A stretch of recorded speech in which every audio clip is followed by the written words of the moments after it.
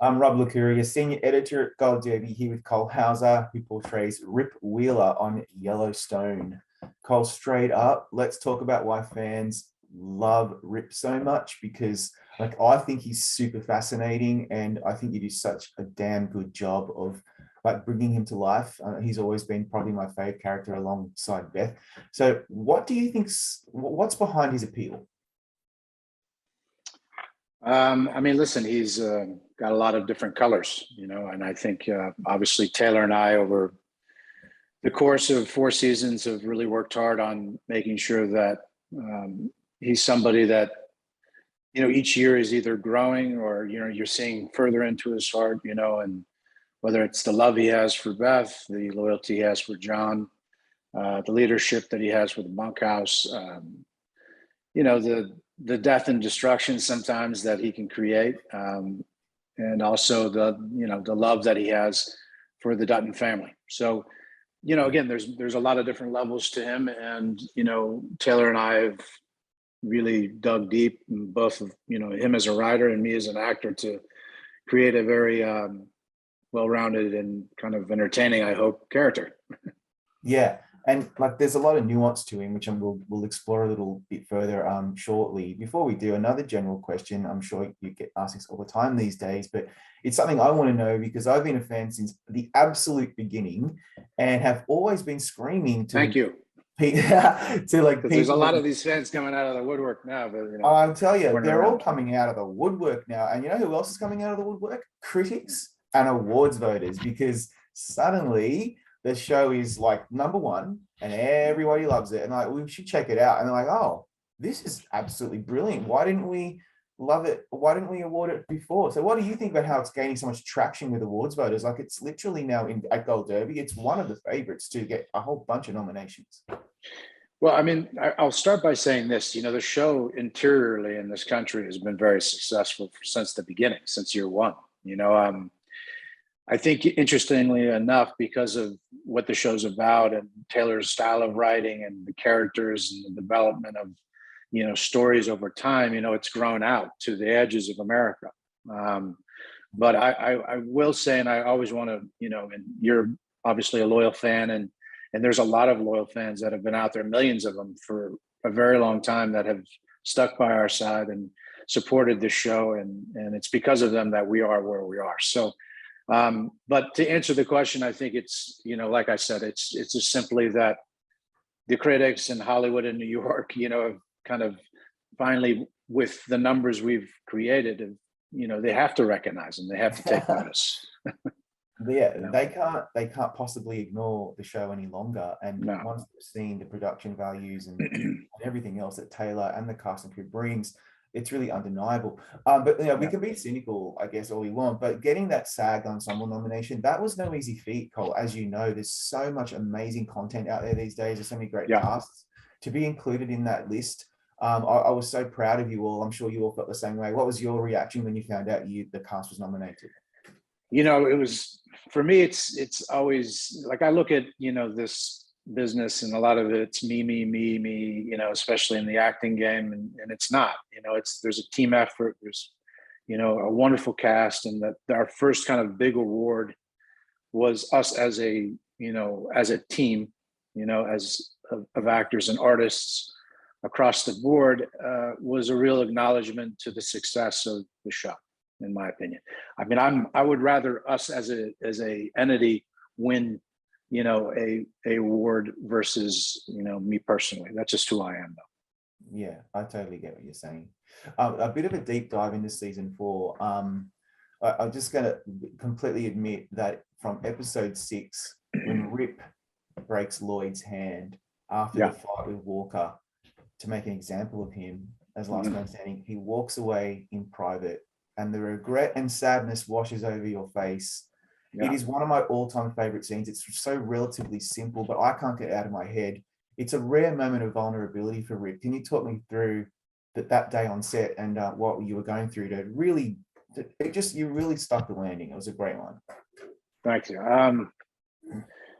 Obviously Lloyd raised Rip in many respects. And then he, at one point or another, because of his I think because of his, way of thinking and John's way of seeing Rip, he passed him up a little bit, or not a little bit, he did. And Lloyd kind of stayed in a certain place, but he is his brother, and he, in the flashbacks, you see what he did for him as a young man, coming up in the cowboy world. And I think, there's a ton of emotion there because, obviously you don't want to do that, but there's a certain kind of rule and ethic that is, cannot be broken. And if it is, then people will be dealt with. And that's just the way of the game that they play in. And it would never change. I would do it again. And Taylor would write it again if it posed itself. So, obviously, Rip has got some red left in his heart, and, it's not all black just yet. And so I think, obviously doing that to a friend and to a brother is not easy, but that's what that moment was about. And I'm glad to hear that you thought that I captured that. Yeah, it's I felt the same way about that was his motivation. I also felt like with Lloyd, he's an older man, and Rip he just has this deference towards John and to anyone. Like he's a very respectful, loyal man, and stoic. And he knows that would have been such a hard thing for Lloyd to have to deal with. And that's probably that regret. Regret's a really hard emotion. Regret and despair is hard emotion to kind of portray without it going into melodrama. So that's why I just wanted to raise it, because it was really beautiful. Yeah, but there's also something too that and I love this about Taylor, and I love this about the character, and I'm always talking to him about this, is consistency of character. Yeah. It doesn't matter who you are. It doesn't matter, if you break these rules, and there's certain rules to the game, then you're going to be dealt with. And, sometimes it's death. Sometimes it's just your hammer getting broken, so, and that's something that John Lenson created, that Taylor created, and that brand and that kind of ethics to that brand. And there's rules. And so he broke them, and that's how he got dealt with. That's right. And so, yeah, exactly. That principle is something that he lives by. Rip, because he needs, this is my perception, he needs a compass to be able to navigate his life, because he comes from nothing. He has no papers, no background. He's a mystery. And so he's off the grid. Yeah. He's off the grid. Does that, I know this is something that you've probably thought about a lot, but how much does that inform the way you've played him over the seasons? There's a certain freedom to it, he doesn't have a bank account, doesn't have a license, the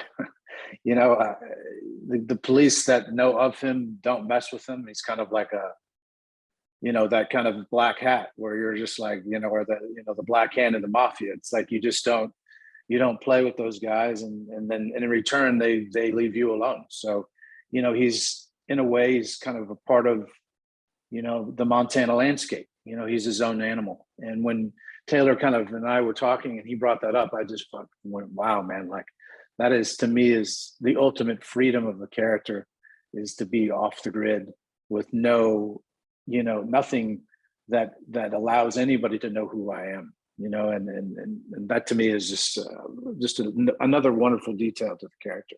Yeah, it sure is. I like the version of masculinity that Rip and that you bring to Rip, because he's rough around the edges, like he's super loyal. But he's not a crybaby, but he does have vulnerabilities, and he's very loving with Beth. Like there's so many shades to him, that nuance that Taylor's writing brings to him. But what occurs to you when you get into a season? You're on season 5 now, so you're doing the same thing. You want to really imbue him with something real and authentic. So is there anything that's occurring to you that you're using from maybe your own personal experience or other experiences to make him feel as real as possible?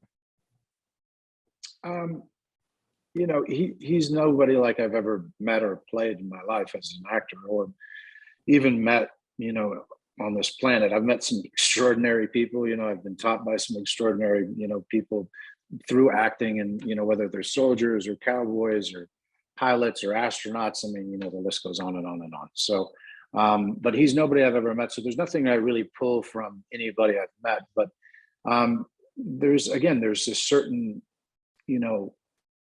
just kind of way about him that I love, where I feel like, Kelly allows me, to play with her, is just this beautiful honesty and love for her, and the way he looks at her, the way that he, treats her. I mean, it's such a juxtaposition to how he treats the bunkhouse or anybody else for that matter.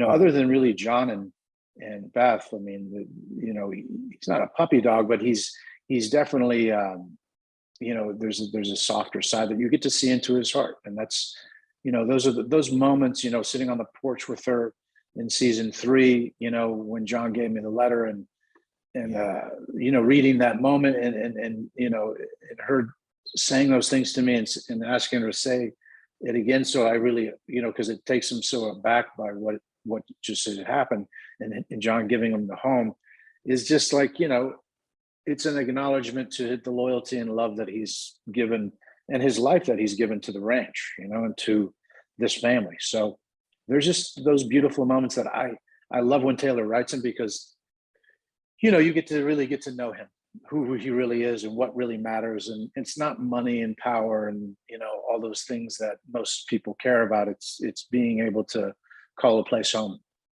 Yeah, and we actually really look forward to them too, because although we love to see Rip being Rip on the ranch, those moments, those tender moments are not rare, but they don't happen every day, and they're really, really valuable for us. But yeah. I was just also thinking, Rip's very physically imposing. So there's a lot that you're doing that I've noticed with your posture and your body language, your cadence, your gait, that really, I think, helps you flesh out how he takes up space in a scene. A lot of that must be intentional as a performer. What are you doing to make that really work?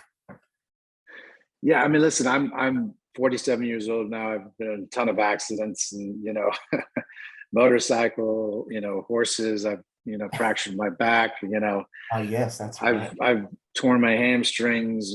Torn calf muscles. So it's all like the walk. I put a little bit more into the brokenness of Rip versus me, but I accentuate a little bit of the limp and the back pain, or the getting up and getting down, or having to bend down to give her a kiss. You'll hear my knees pop sometimes. And so those things are all very real, but I give a little bit more to them, I guess, with the character. And then ultimately, I walk around at about 210. I put on sometimes 20 pounds, Wow. just to fill him out, and get a little bit more ass and legs on him. And Luke was saying something funny the other day, because young Rip was at cowboy camp in Texas with us, right? And he was asking me, give me any kind of advice and blah, blah, blah. And I said, I don't really look at myself all the time and what I'm doing. I'm just being, on screen. And Luke just chimed in and he goes, just take up space, kid. So true. And I thought that was pretty interesting. I thought, wow, okay, well, that's Luke sees that. And so as an actor, that's, I guess, what I'm doing. But, I'm just being what I think I should be in the moment. So, yeah. It's remarkable. I think that's a lot of credit. You need to take some of that credit, because like in a scene when you're not doing anything, it's so obvious that Rip is present. He's just there, and he takes up, not physically necessarily, but just he's very imposing, and that's the best part of him. That's what makes that mystique. Yeah, there is a certain element, even when I think it was the scene with Jimmy, and he was telling him, hey, you're leaving to go to the 4 Sixes, and this was last year.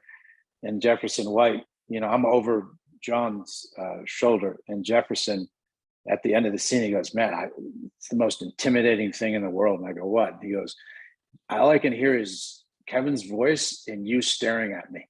And I'm just thinking, yeah, that's got to be pretty bad. You know what I mean? Like, I'm sitting there looking at you like I'm going to, like, you son of a bitch. And then John's talking to him. I thought, oh yeah, that's got to be rough. Yeah, that has got to be rough. And not forgetting that Jefferson spent a scene in season 4 having to jerk off a horse, but that's a whole other. He's good at that. He didn't have to do that. It's one of his many talents, He was so good at it too, by the way. Like, Jesus. I love that kid. He's such he's awesome. So tell me what you love most about working with Kelly, because when you're both on the screen, everyone just loses it. You finally get married, the two characters. It's a great heartfelt moment. I'm so glad you got to do it. So what is the best thing? What do you most value about her? Oh God, there's so many things. You know, just one is our friendship. I feel like before there's anything to do with the acting part of it, there's such a great trust between the two of us. And I think it, as actors, that's all you can ask for. And then when you have the trust, you're able to then take risks, and I think there's a freedom with her, with me and vice versa. And so when you add all those things up, you have these two beings, willing to, put their hearts out on the table and look at them, and then, be able at times too to have, these really kind of beautiful conversations. And she's just a dynamic, wonderful actress. And, there's so many levels to Beth that Kelly portrays beautifully. And, it's one of those things where you hope in your career that you have a few, partners in this game.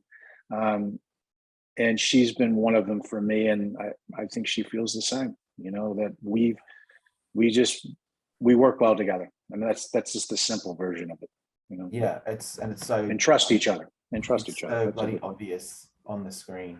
If it wasn't, the show just frankly wouldn't work as well as it does.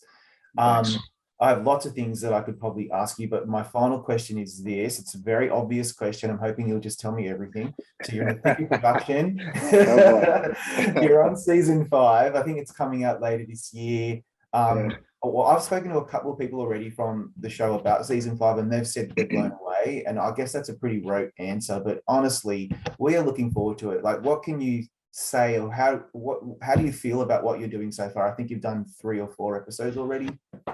We just finished 2. We started 3. So the first 2 episodes were fantastic. I mean, I love, again, Taylor's giving me the opportunity to be a part of the bunkhouse, to have wonderful scenes with John, and beautiful scenes with Beth. So, it's more of the same. I hate to say it, but it's a good thing, is that the writing is obviously top notch again. Getting back, it's been almost a year and 8 months since we've all gotten together. I mean, we've taken a pretty big hiatus, but we slipped right back into the fold, and it feels like, we stopped working with each other yesterday. So the scripts are getting better and better. I have 6. I have 3, 4, 5, and 6 here, and I just finished 6. And I mean, Taylor's he's just on fire right now as a writer. I mean, I think everybody knows that, but I'm just reiterating. I mean, my buddy is killing it. I don't know what. I have no words for that guy. He writes so many good things. It's not just Yellowstone these days as well. He's got a whole universe. Yeah, he's incredible. He's one of the best. Cole, thank you so much for your time today. It's been a real pleasure to meet you. And congrats on a really strong season 4. That whole episode 6, that was just chef's kiss, mate. Thank you, sir, man. I appreciate that.